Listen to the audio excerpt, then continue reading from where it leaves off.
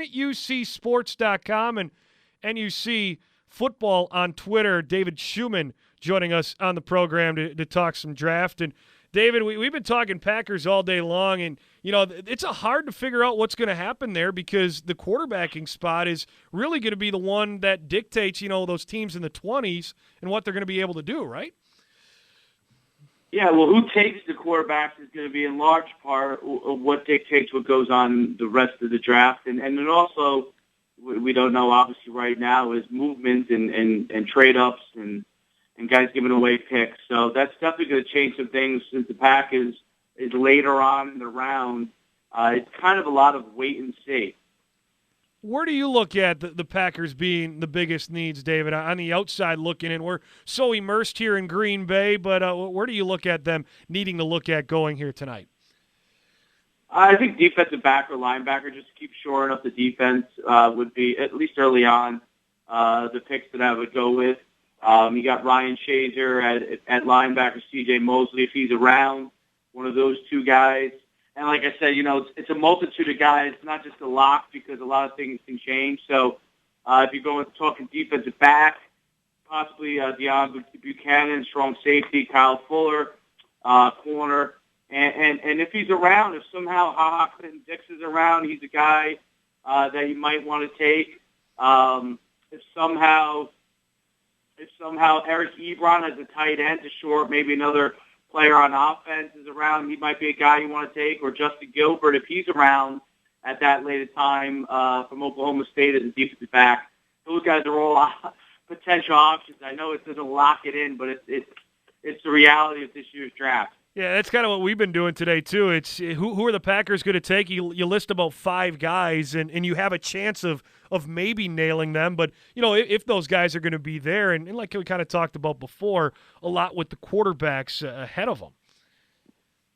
Yeah, the quarterback situation is going to dictate what goes on there. I mean, obviously the Packers don't have to do anything from that standpoint, but it's gonna predicate what will happen for the rest of the draft. We're chatting with David Schuman right now, NUCsports.com. That's the website. At NUC Football on Twitter. You can follow him, talk a little NFL here on SCO. David, you look at these quarterbacks, who do you think is the best quarterback out of this crop in this year's draft? I think the number one quarterback is still Johnny Manziel. He's been most consistent in his college career. He's along with what he did at the combine and his own workout. So I think he's the number one guy. Blake Bortles is the guy that's first onto the scene. I really think he's number 2.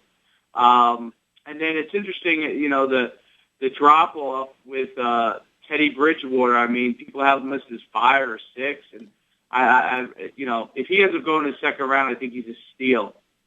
For these quarterbacks and when they get to the pro level, how much of it is about fit? And, use an example here. If Aaron Rodgers went to San Francisco, would he be the player he was today? Let's say, David Carr back in 2002 had a adequate offensive line in front of him. Would he been a little bit more successful? How much does fit factor into it, you think?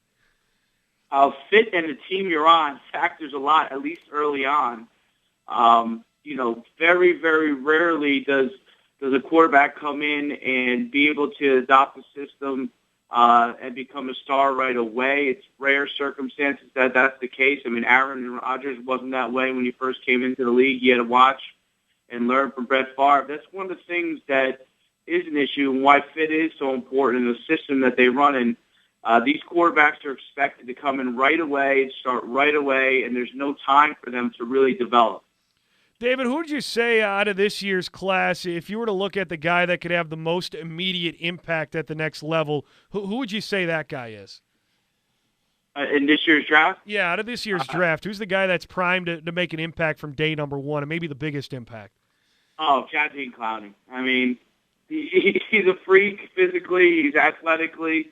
The things that he can do cannot be replicated. He's a pass rusher. He's physical enough to play the run. If he gets worked with properly at the NFL level, which he will, he will be a star in this league.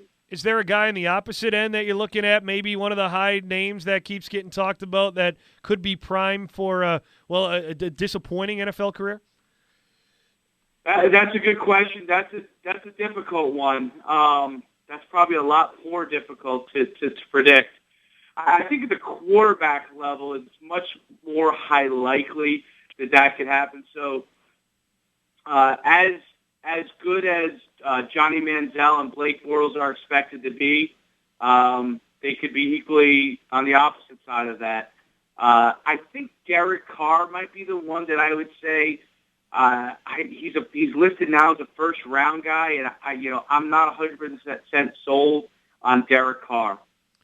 When you look at the later rounds, David, you see each and every year some of these guys come out of nowhere and make huge impacts. Is there a player or two that stand out to you that you saw in their college game and maybe going back to their high school game where you're like, boy, whoever gets this guy might get a steal in round 2, 3, 4, whatever it may be? Well, I think running back is where you're going to get the steal now because they don't get as valued as highly. And Trey Mason or Late C. Strunk or even Jeremy Hill from LSU, well, any one of those three guys is going to be a steal. They're going to be a 1,000-yard rusher plus in the NFL as soon as they're starting.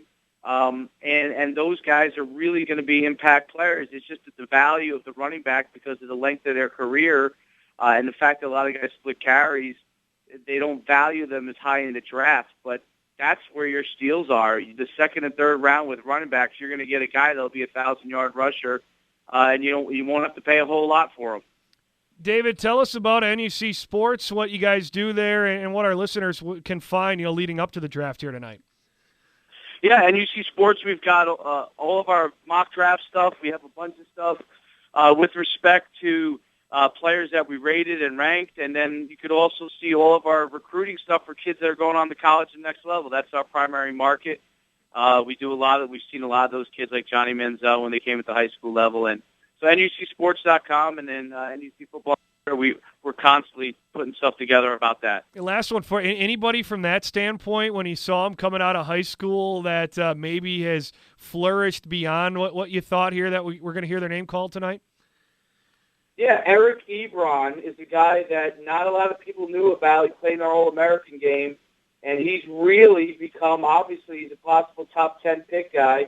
So Eric Ebron is a guy that first onto the scene in college and really in the last year or two. He's a guy that wasn't really that heralded coming out of high school. We had him in our All-American. We loved him, but a lot of the traditional recruiting service didn't think that much of Eric. Well, David, really do appreciate taking a few with us here and appreciate the insight. We'll talk to you down the road, all right? Thank you.